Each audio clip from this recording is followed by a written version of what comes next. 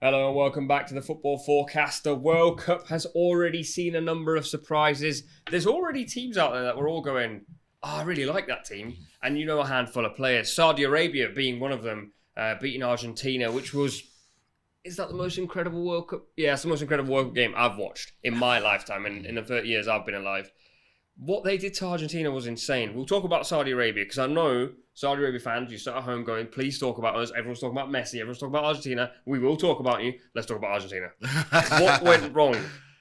Everything went wrong for them. They just, as Saudi Arabia were crafty with it, their S-housery was in full force of them. And it was great to see in terms of them getting under the skin of Argentina. I don't know what Argentina could do in the next game to set up differently, though, because I just feel like the players just didn't seem like they wanted it. Messi, we were talking a little bit before. I'm not going to say that he didn't want it, but he wasn't the same Messi that we've seen this season for PSG. He went missing and he wasn't showing for the ball, and he wasn't being that fulcrum for inside. He's normally the guy that's carrying that Argentina team, and he just looked like he didn't want it. And it feels sacrilegious saying that about arguably the GOAT, but he wasn't providing options for his team, and Argentina just looked a little bit disjointed. I think we're going to see changes to the defence in the next game. Lisandro Martinez probably has to come in. But yeah, this Argentina team, I know that it's most people's favourites. They're my favourites, but they have to adjust a lot in the next game. I think it's difficult sometimes to look at World Cup qualifying campaigns and successes in other tournaments in terms of we look at the Euros or the Copa America and think to ourselves, I can understand why everyone came into this and was like, look, Argentina just had great success in 2021, winning the Copa America, and then you come and then you think about their campaign, which was easy. They made it look seamless pretty much. You think, oh, they've got all of the confidence in the world, but I also think there's a lot of tired legs. There's a lot of aging in this squad. There's a lot of players that, let's say, are past their peak, and we're coming to this and we were like, Messi, oh, it has to be now or it's never.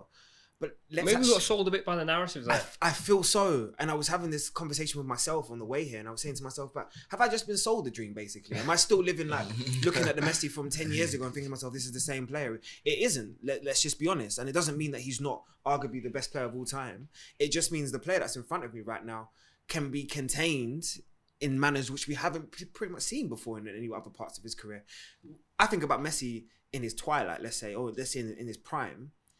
Man, he could have taken a game over by himself. If you put Saudi Arabia 3-on-4, 5 on him, he wouldn't have been able to contain Lionel Messi. But it's just not the player that's there in front of us now. And it's not the player that's been a part of the PSG setup. And it's not the player that's been largely a part of that sort of success that Argentina have had the last couple of years. It's been the other players. And to answer your question, where do Argentina go from here? Release Alvarez, please. Release the boy that is Alvarez. He needs an opportunity to shine, because it's now about passing on the experience that these players have onto the next generation who are hungry, and there isn't many hungrier players than Julian Alvarez. I feel the problem with that is Argentina want to win it now. Yeah. And is Alvarez ready right now to be that person that could lead them to it alongside Messi? I don't know. It's one of those things where when people talk about England, you say the failures have made them this team now. Alvarez hasn't felt failure with Argentina up until probably that was probably the first time he was like, yo, this is weird. They went 36 unbeaten. But they normally play a 4-3-3 in qualifying. They moved to a 4-2-3-1 to sort of play Messi in the hole, and that just didn't seem to work. There was a lot of talk about Saudi Arabia's high line. When you've got someone like Lautaro Martinez, he's not one who's going to just hang on the last man. He wants to get involved in the play. So it kind of left them with a bit of a, let's keep loads of the ball, 69% possession, but they didn't know where they were going. At no point was I watching that game thinking, if they score the next one, they win this game. The whole game I was thinking, Saudi have got a real chance here. They were bullied, and that's not often you say a team like Saudi Arabia is going to bully a team like Argentina.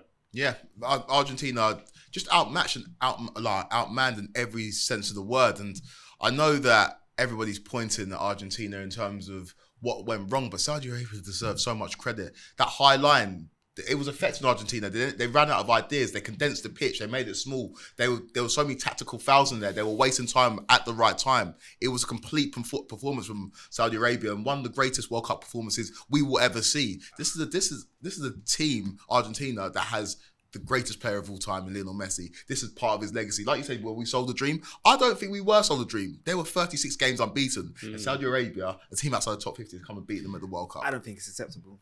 I really don't. A lot of those players would have seen low blocks and would have seen players trying to get physical with them their whole careers.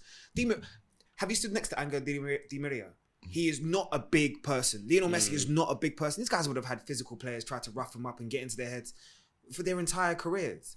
I'm at this stage, we cannot defend and be like, oh, it's because they, I don't know, were outmanned for 90 minutes. You're Argentina. Think about some of the legacy. Coming into this World Cup, I watched all of these throwbacks from Kempes to Maradona. This is your opportunity. This is your time. Scaloni hasn't had a form like this, or Argentina haven't gone into a competition like this since 78. Like, this is your moment. And they've dropped the ball in the first game. Could that pressure have been the reason they were sort of caught cold? Like, I understand what you're saying. That they go into this and you're going, this is you guys, man. You play Saudi Arabia. Everyone's thinking 7-0 first game. Let's put it to bed early. And in the end, and you're not lying there when you say they have been kicked about before. I mean, they played in Copa America where, I don't know if people at home watch Copa America. But they've played those games. They come into this one and players like Paredes and Rodrigo de Paul, who normally, as the people on social media say, has the dog in him, had nothing in him. De Paul was the one that I was most disappointed in because, again, social media love him. He's got the dog in him. But he didn't. He went out of a whimper. He was bullied. They were all bullied. Paredes in midfield as well. They didn't have enough bite. And like that guile and that kind of ability to just get over the line in games. We saw like Belgium, I know they got very lucky, but they just managed to get over the line. If you're Argentina, the game might be difficult, but you've got to find a way of getting over the line, even salvaging the draw against Saudi Arabia. Now they put themselves in a tough position. There's a lot of pressure on Scaloni because you can put the Russia campaign to bed and turn around and be like, look, knocked out the last 16 against France. That's fine. You can always accept an L to whoever goes on and dominates or wins a competition. You can accept that. But at this stage, you've now had a whole 4 years. You've had the greatest form in terms of this nation has seen in a long while, in the better part of 3 decades, going into a major tournament. I'm sorry, at this stage, you can't drop the ball here. You cannot. You can't say there's no talent. You can't say, I can deal with it again if you go out to Brazil or a Netherlands or France, a team of gravitas. And that's not to take it away from Saudi Arabia. But I don't believe there's anybody alive if you're not a Saudi Arabia fan, that believe that Saudi Arabia was going to beat Argentina going into that game. Not a chance. And they've dropped the ball. To be fair, I know a guy who did predict it. Just very quickly, Argentina have Mexico and Poland in their group. Them two sides were two of the worst sides I've seen so far in the World Cup. If Saudi win their next game, Saudi are basically through. Do Argentina go through? I believe that there's enough within their squads and there'll be enough urgency you'll see in the next 2 performances because of obviously the depth of opponents they have, but also because they now know they have to go out and win. There's no draws, there's no second opportunities. You've dropped the ball, you've given your lifeline away in the first. If you were playing Who Wants to Be a Millionaire, you've called 50-50 within the first question. So at the end of the day, you're going to know you're at a deficit for the rest of this game and the rest of this tournament. So you now have to make a statement because half of it is mental. Half of it is sending messages to everybody else. We've seen what Spain's done already. They've sent a message. Brazil will probably want to do exactly the same. Send a message. England have laid down their message. Argentina were waiting for you to arrive at the party. Yeah. Well, you mentioned Who Wants to Be a Millionaire. They're probably going to have to phone a friend and ask for help and the rest of the group because they're going to need favours to go to top this group really and truly. I see them going through, obviously. I see them winning at least one out of the next 2 games, probably both of those games. But Mexico is not going to be easy. No. Like we heard how loud it was. Those Mexican fans can really... And this is an Argentina team that, again, we maybe were overreacting and we're playing Monday morning quarterback where we're so shocked at the result that we've seen.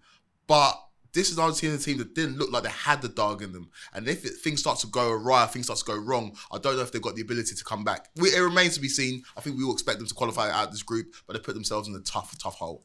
Another upset, Germany losing to Japan.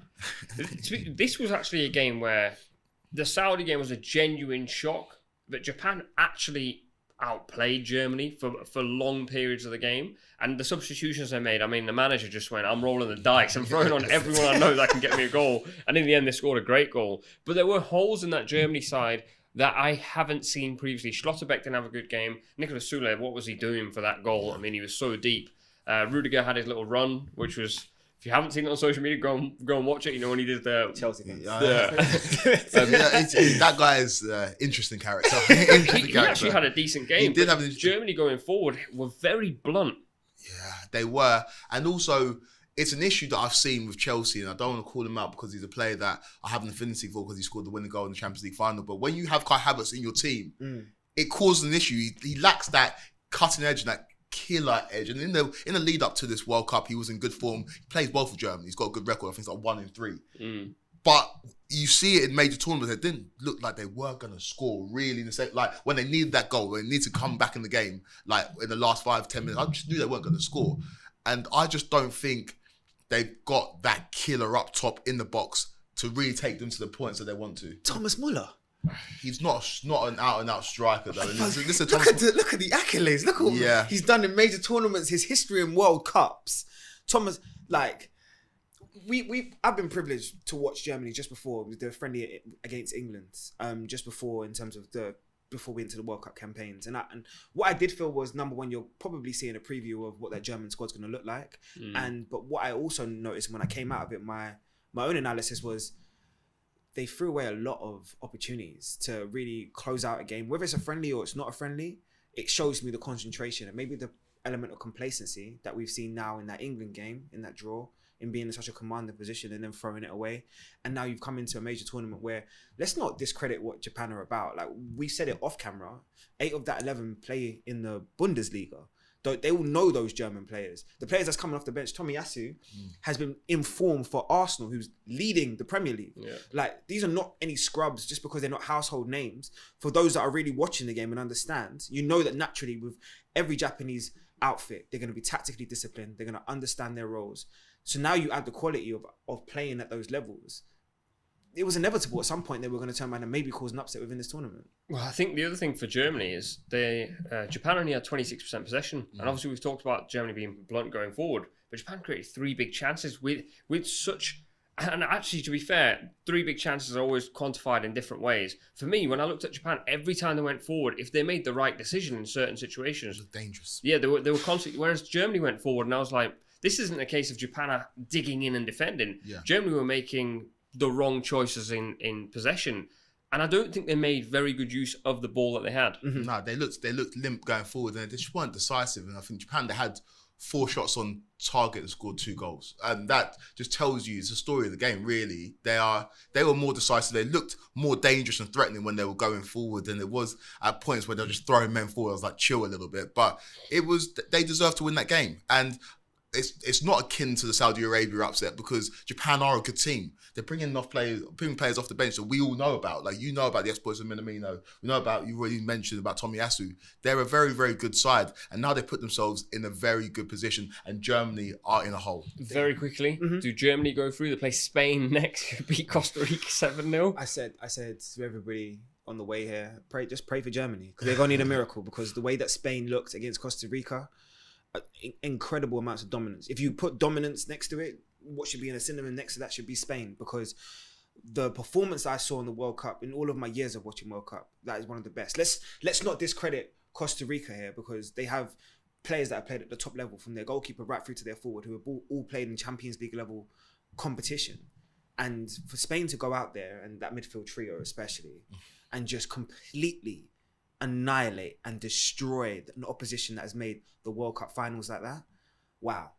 I pray for Germany. Pray for Germany. Yeah, that's it. They've put themselves in a position where they have to assume that Costa Rica are going to be beaten by Japan. So Japan will be on 6 points. They have to go out and beat Spain. It's a tough task.